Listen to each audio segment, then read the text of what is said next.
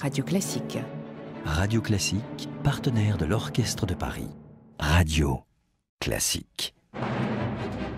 Radio Classique, l'invité de l'économie. 8h moins le quart, mon invité ce matin sur Radio Classique, le président du groupe Adecco en France. Bonjour Alain Dehaze. Bonjour. Quelle est votre perception de la situation de l'emploi dans notre pays ? Stabilisation, comme le dit le gouvernement aujourd'hui ? Non, parce qu'effectivement, les statistiques prouvent que le chômage n'est pas endigué, il continue.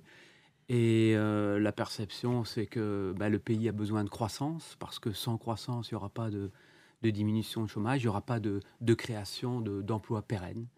Quand on parle de croissance et quand on parle de création d'emplois, il faut au minimum 1 à 1,5% de PIB. On n'y est pas. On prévoit, les plus optimistes, 0,9% pour 2014, les plus pessimistes, 0,6%. Et donc, ça veut dire qu'avec cette croissance-là, on ne peut pas créer d'emplois pérennes. Et vous ne sentez pas, vous, aujourd'hui, dans le secteur de l'intérim chez Adecco, qui est leader du secteur en France, de frémissement à ce niveau-là ? Non. Notre marché a perdu 11% en 2012. Il a perdu plus de 8,5% en 2013. Donc, ça veut dire qu'en 2 ans, on a perdu 20% de notre marché. Et pour l'instant, il est clair que l'on ne voit pas d'inversion de tendance, d'inversion nette de tendance. Est-ce qu'il y a, malgré tout, pour évoquer tout de même quelques aspects positifs, des entreprises qui ont du mal à embaucher aujourd'hui ? Absolument. Tout d'abord, il y a des secteurs qui marchent bien, que ce soit l'aéronautique, que ce soit tous les métiers liés à l'e-commerce, que ce soit tous les métiers liés à ce qu'on appelle le numérique, l'informatique.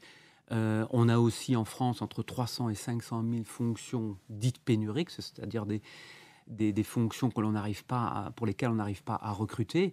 Et là, il y a des efforts à faire pour y arriver, parce que ça permettrait d'endiguer le chômage. Donc oui, il y a effectivement des perspectives d'amélioration. Les sociétés d'intérim comme Adecco font de plus en plus du placement de chômeurs, c'est-à-dire leur fournissent des contrats aujourd'hui en entreprise.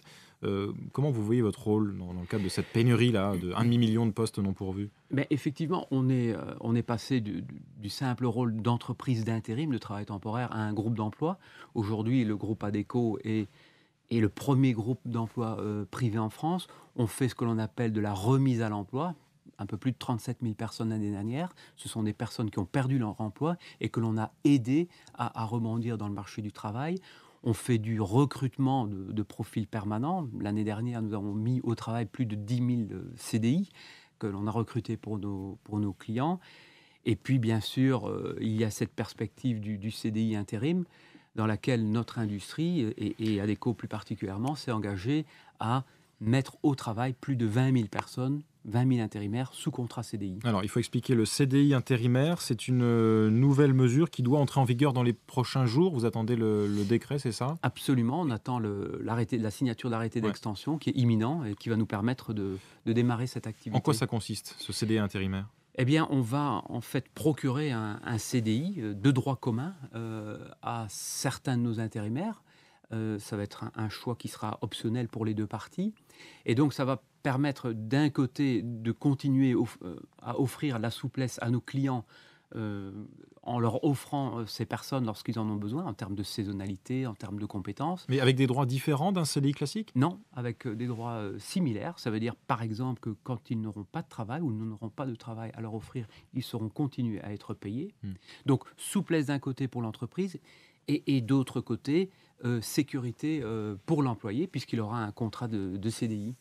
Donc, ça pourrait permettre de placer davantage de chômeurs en entreprise. C'est un engagement de 20 000 personnes dans les 3 ans, à partir de la signature. On apprend par ailleurs ce matin que l'ancien ministre du Travail de Gerhard Schröder, Peter Hartz, pourrait devenir conseiller de François Hollande sur les questions d'emploi. Est-ce que ça vous semble une bonne idée, au vu de ce qui s'est passé en Allemagne ? Effectivement, Peter Hartz a été à la base de nombreuses décisions lors du gouvernement Schröder. Et donc, je crois qu'il ne faut jamais être avide de bons conseils et de bonnes expériences. On a vu ces dernières années que l'Allemagne a été économiquement très forte. C'est eux qui ont pris toute une série de décisions. Donc, moi, je trouve que c'est toujours une bonne idée de conseiller, de prendre des conseils auprès de gens avisés. Je crois aussi que la France a besoin d'un bon dialogue entre les différentes parties, que ce soit bien sûr le gouvernement, mais aussi le monde des entreprises, et aussi l'éducation, parce que je reviens par exemple sur l'aspect des fonctions pénuriques, il était important que ces trois parties développent de bonnes solutions en termes de recrutement, en termes de formation et en termes de mise à l'emploi et d'aide à la mise à l'emploi. Vous serez prochainement, le mois prochain, Alain Dehaze, aux côtés d'autres entreprises étrangères, reçues par François Hollande à l'Élysée. Vous aviez signé en décembre le manifeste des États de la France, texte qui appelait à un choc d'attractivité. Après le choc de compétitivité, le choc d'attractivité. Qu'est-ce que vous proposez au juste ? En fait, nous avons, suite aux États de la France, nous avons effectivement proposé un choc d'attractivité qui est basé sur 5 points. Tout d'abord, un allègement des procédures de consultation sociale et d'expertise en matière de restructuration, parce qu'en France, c'est un processus qui est long, qui est compliqué, avec beaucoup de parties prenantes. C'est très coûteux, beaucoup d'expertises qui peuvent être réclamées par de nombreux parties et qui sont en règle générale payées par l'entreprise. Deuxième point, on souhaite un allègement des aspects pénaux du droit du travail. En France, c'est une particularité, le droit du travail est très lié à des aspects pénaux, alors que dans d'autres pays, il fait plutôt partie du droit civil. Ce qui peut faire peur donc à certains chefs d'entreprise qui désirent embaucher mais qui ont peur éventuellement des suites que ça pourrait avoir. Absolument, parce que c'est un peu la base de ce manifeste sur le choc d'attractivité que nous avons écrit. C'est que l'on remarque que l'on a de plus en plus de difficultés à convaincre nos quartiers généraux à investir en France et à créer de l'emploi en France. Et donc, à partir de cela, on a voulu réagir parce que nous aimons la France, nous estimons qu'elle a de nombreux atouts, que ce soit son infrastructure, son éducation, et donc c'est dommage de ne pas en profiter. Je reviens à mes mesures. Oui, très rapidement, il y a encore 3 mesures. C'est une stabilisation de la fiscalité et de la réglementation, parce qu'en France, on a une fiscalité très complexe, 40 000 pages. Anticiper les impacts de nouvelles mesures sur l'investissement international. Et dernier point, très important, pouvoir attirer les talents internationaux en France, pas simplement les attirer, mais également les conserver. Les garder. Merci beaucoup. Toutes ces propositions donc, seront faites le mois prochain à l'Élysée, devant François Hollande. Vous y serez à l'Élysée, Alain Dehaze. Je rappelle que vous êtes le président du groupe Adecco en France, invité de l'Économie ce matin de Radio Classique. Bonne journée. Merci. 7h53.